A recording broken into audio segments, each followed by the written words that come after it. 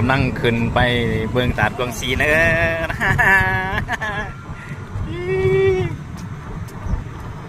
ไอ้นะจ๊ะ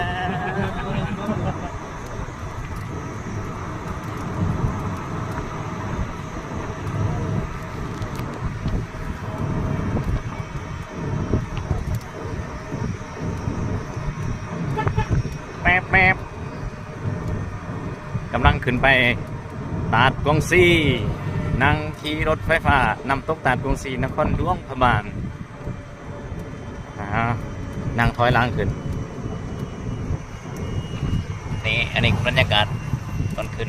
จะมาจะใช้ดิจะใช่บ่มาแต่ซี่แม่นคือสันติวาดีเนาะย่างกันมาหนึ่งเมื่อยหนึ่งสามโอ้เสียดิส่งงานส่งรักนะแม่นแรงแรงนั่นแหละต้องรู้อันพิพิธภัณฑ์